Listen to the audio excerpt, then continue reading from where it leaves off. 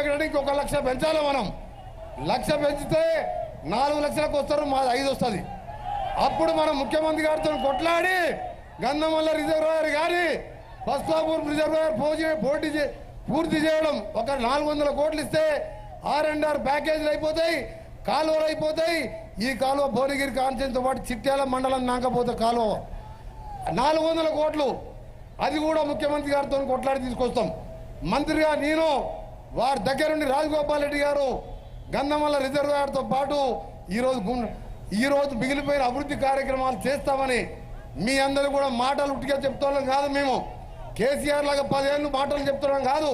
ఇవాళ లక్ష్యం మాట్లాడుతున్నాం. ఆయన తిట్టాలంటే టైం లేదు. ఇక తిట్టాలంటే మనం గెలిచిన తర్వాత మనం విజయోత్సవ ర్యాలీ పెట్టి కొన్ని శాంక్షన్ చేయించుకొని మళ్ళా ముఖ్యమంత్రి గారిని తీసుకొని అప్పుడు ఆయన కథ చెప్తాం ఆ రోజు.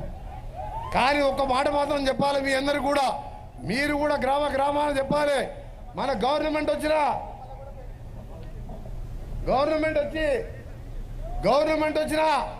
4 రోజులకెళ్ళి ఆయన కొడుకు మొదలుపెట్టాడు ఈ గవర్నమెంట్ ఉండదని. అప్పుడు అనుకున్నా సరే ఆ బచ్చగాడు పోతే పోయి వానికి ఏం తెలియదులే కేటీఆర్ గారికి అనుకున్నావు. ఇవాళ నిన్నమ్మన కట్టబెట్టుకుని ఒక ఆయన లేచి ముసలాయన సంవత్సరంలో దింపేస్తావు ఈ గవర్నమెంట్ ఉండదు. 104 మంది ఉంటే మమ్మల్ని దింపుతారు. అరే నువ్వంటే చేతగాని కానీ దింపుతానికి చూసి మోడీ. ఇక్కడ ఉన్నది ఎవరు? ఇక్కడ హైటెన్షన్ వైరు. ఇక్కడ ఉన్నది ఎవరు? బండ సామవరం పోయి సబ్ స్టేషన్ లో నీ బండారం బయటపెట్టి పవర్ ట్రాన్స్ఫార్మర్. ఇది కోమరెడ్డి రాజగోపాల్ రెడ్డి ఎవరు? Power transformer. దింపుతావా? దింపితే నీ ఆఫీస్ గురించి చెప్పిన ఆ రోజు ఆయన కట్టపట్టుకొని తిరిగే ముసలాయన అన్న రోజే చెప్పిన నల్గొండ ప్రెస్ మీట్ పెట్టి మళ్ళొకసారి దింపుతా అంటే రాత్రి నీ టీ ఆఫీసుని పునాదులతో సహా లేపేస్తా అని చెప్పిన. మళ్ళా కూడా చెప్తున్నా, అరే పెద్ద మనిషి 10 ఏళ్ళు ముఖ్యమంత్రి చేసినాం. మీ పిల్లగారి కొడుకు అంటే బుద్ధి లేదు. అమెరికాలో బతికొచ్చిన రాజకీయాలు అంటే తెలియలేదు. ప్రజాస్వామ్యంలో 10 ఏళ్ళు ముఖ్యమంత్రి ఉన్నవా అని ఎట్లా దింపుతారా? నీ అయ్యా జాగీరా నా కొడుక. ఇవాళ ఇంత కష్టపడి నువ్వు ఎన్ని కేసులు పెట్టావు? ఇవాళ ఒక్కొక్క కార్యకర్త మీద 50 కేసులు ఉన్నాయి, నా మీద 20 కేసులు పెట్టిను. ఇంత కష్టపడి తెలంగాణ కోసం కొట్లాడి ఇదే గడ్డ మీద రావినారాయణ రెడ్డి ఆ రోజు రజాకారులను తరిమి కొట్టిన మొదటి తెలంగాణ సాయుధ పోరాట వీరుడు రావినారాయణ రెడ్డి.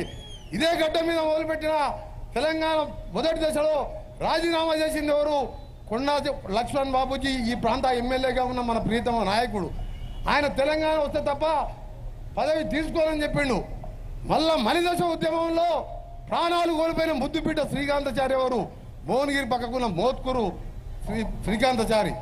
ఇంత తెలంగాణ పౌరుషం మాధవన్ పెట్టుకుంటావా బిడ్డ కేసీఆర్? మళ్ళొక్కసారి ఆ నోట్లకి వెళ్ళి మాట వెళ్ళినా సరే నీ మర్యాద దక్కదని చెప్తున్నా.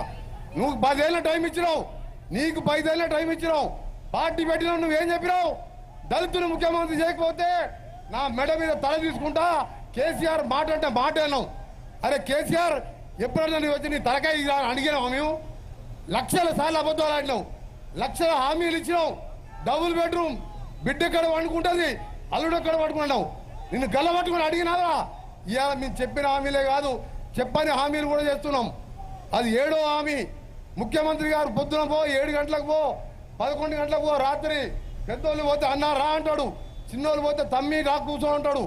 నువ్వు ఎప్పుడన్నా రానిచ్చినావరా ఇంతకు? నిన్న జగదీష్ రెడ్డి అంటుడు. నిన్న జగదీష్ రెడ్డి ఏమంటున్నాడు అంటే వాళ్ళు కోమటిరెడ్డి అన్నదమ్ములు రేవంత్ రెడ్డి గారికి మస్కా కొడుతున్నారు. నాకు రేవంత్ రెడ్డి గారు ఒక సోదర తమ్మునిలాగా, మా గౌరవ ముఖ్యమంత్రి గారు అయినా సరే ఎప్పుడు కూడా గౌరవం ఇచ్చి అన్నా చెప్పన్నా అంటాడు. ఒక ఫోన్ చేస్తే చాలు ఎమ్మడే పని అయిపోతుంది. ఇంటికి పోతే రా అన్నా కూర్చో అని చెప్పి ఛాయ్ తాపిస్తాడు. నువ్వు ఎప్పుడైనా కేసీఆర్ దగ్గరికి పోయినావు ఎప్పుడైనా ముఖానికి? ఆ సాయంత్రం పూట ఫామ్ హౌస్లో పోయి సరిపోని కలిపి ఆ బండ పెట్టేస్తావు. ఇవాళ రాత్రి 2 అయినా సరే, మీరు ఎప్పుడైనా రాత్రి 2 గంటలు అయినా సరే రేవంత్ రెడ్డి గారు లేచే ఉంటారు. మీరు చూడాలి. నేను మంత్రి పదవి మసక కొట్టుడు కాదు, మంత్రి పదవిని ఎడమ కాలి చెప్పుతో సహా బయట పడేసినాడా.